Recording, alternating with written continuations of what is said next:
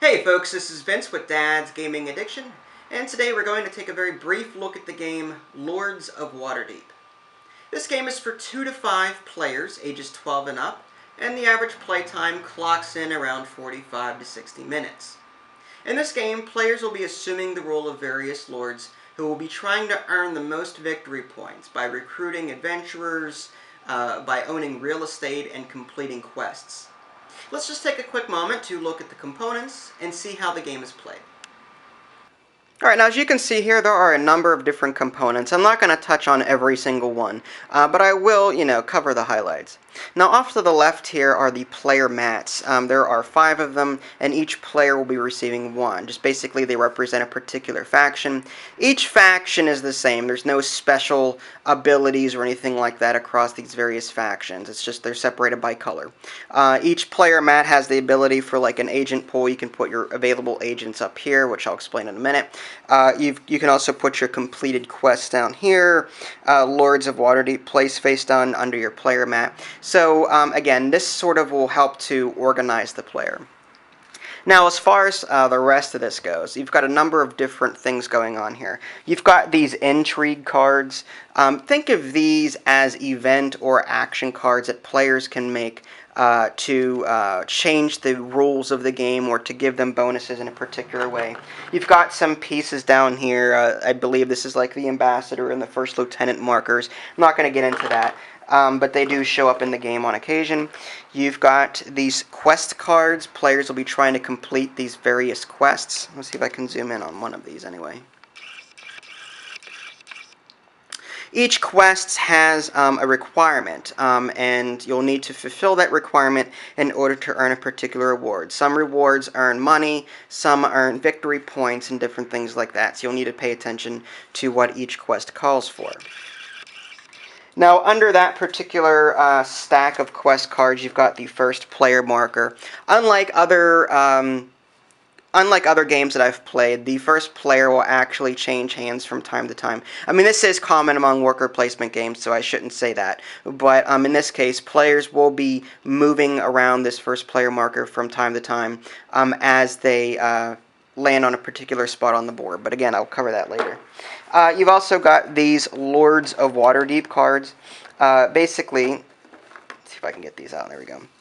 Each player will be receiving a random lord at the beginning of the game, and each lord requires something special in order to earn themselves victory points. Like in this particular case, Durnan the Wanderer. At the end of the game, you score 4 victory points for each commerce quest and each warfare quest that you've completed. This particular lord, goodness, Kalabin Ars Anun Sum the Black Staff. Okay, blah blah blah. Yeah. Well, the man with a confusing name. At the end of the game, you score 4 victory points for each Arcana quest and each warfare quest you've completed. So as you can see, each lord is different, and that'll change the way that you actually play your game. Some lords reward you victory points for earning like real estate, some earn you points for completing certain quests. So it's important to pay attention to this if you want to earn yourself some extra victory points at the end of the game. Under that stack of cards, you've got these buildings. As players progress in this game, they'll be able to buy these different real estate buildings.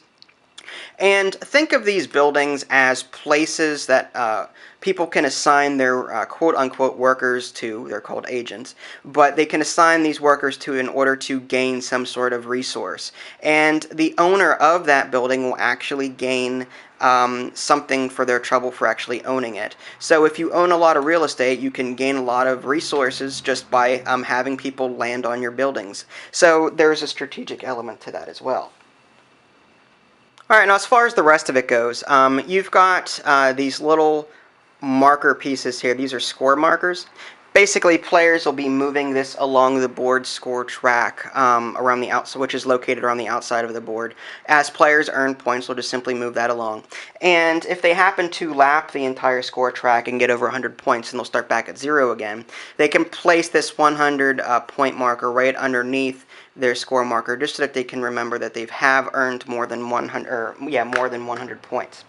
Now, besides that, you've got these agents. Again, these are the workers that players will be placing on the board throughout the game to earn resources. You've also got these sort of ownership markers. As players purchase or construct buildings in this game, they'll be placing these little tokens next to those buildings just so players can keep track of who owns what. You've also got these currency pieces here. The square ones are worth 1, and these moon pieces are worth 5. Let's see what else we got here.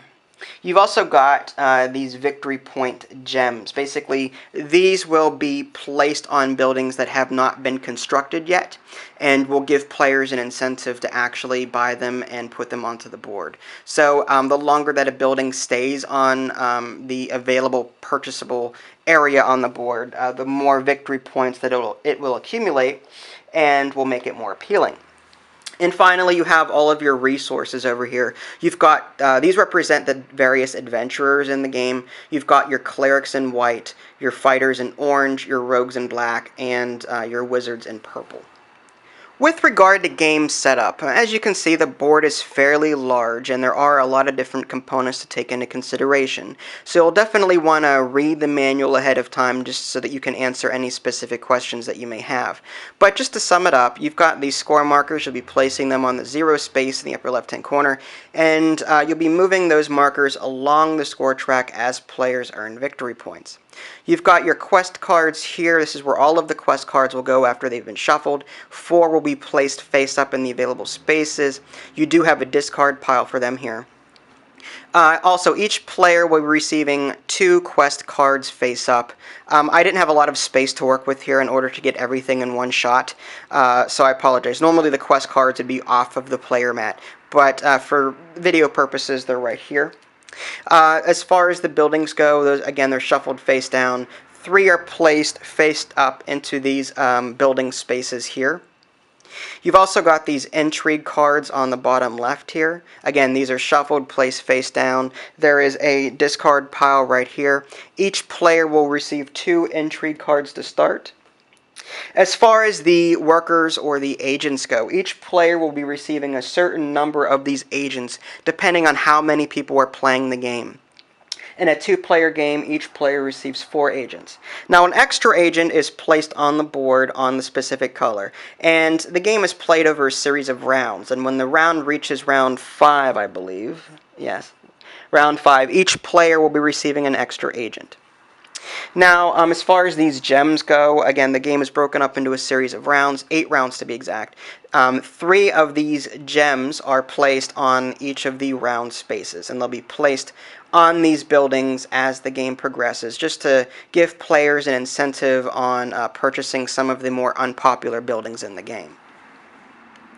Each player will also be receiving a random Lords of Waterdeep card. Again, these cards will sort of point players in the direction of what kind of game they're going to play, as different Lords reward victory points for different things.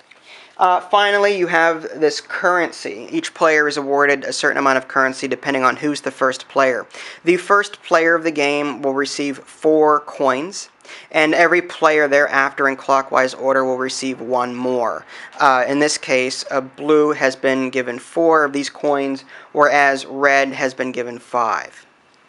At the beginning of a particular round, the first thing that you'll want to do is place the next set of available gems, wherever they happen to be, and place them onto the available buildings that are here. Again, these help to make some of these buildings more attractive, assuming that they haven't been purchased yet. Now, once that has happened, players will take turns doing one of 2 things or both. They can place agents onto the field one at a time.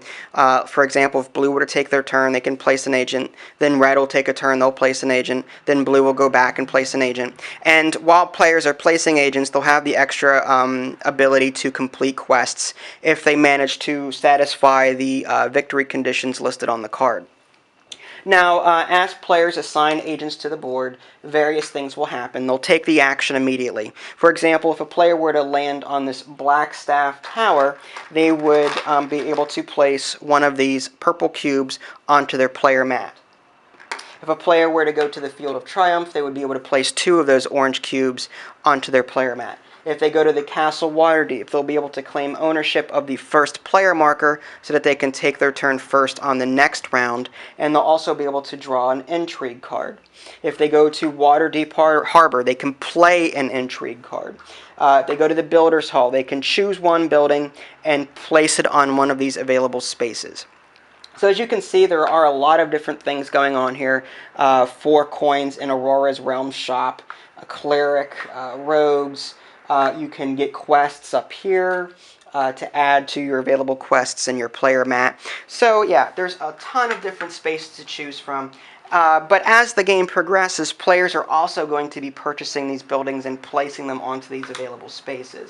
And like I was saying earlier, players will be given these little tokens, or ownership tokens, just to place on the bottom right-hand corner. There's actually a little space here, a little groove, where players can place these little ownership markers, just so that players can keep track of who owns what throughout the game. And like I was saying, the owner of that building will receive some type of benefit if someone else happens to land on that space. And that's pretty much it. As complicated as it sounds, it's actually pretty easy once you get into the swing of things. But for the most part, players will be taking turns from round to round, placing agents onto the board, placing them onto these standard buildings, and placing them onto these extra player constructed buildings in order to earn resources. And using those resources, they'll be trying to complete these quest cards. And in completing these quest cards, players will be able to move their player or their score marker along the victory point track. And at the end of the game, after 8 rounds is over, players will be able to give themselves some extra victory points. For every 2 gold that a player has, they'll earn themselves an extra victory point. For every adventurer that is still sitting in their tavern on their player mat, that would earn them a victory point. And whatever bonuses they happen to earn as a result of their Lord card. Again, this is very important. If you receive a certain Lord card, you'll want to try and cater your play so that you can earn these extra bonus victory points at the end of the game. And after that, players will move their score marker up one final time based on all of those extras. And the player with the most victory points at the end of the game wins. And there you have it. This is just a very brief look at the game Lords of Waterdeep. I didn't get to cover all of the rules found in the manual.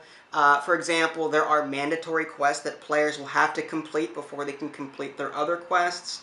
A lot of the intrigue cards change the way the game is played, so there's that. So needless to say, I didn't get to cover everything, but this should just give you a general overview as far as how the game is played. You can check out my review at www.dadsgamingaddiction.com, or you can simply click on the link in the below description that'll take you there as well. This is Vince, thanks for watching, and I'll catch you next time.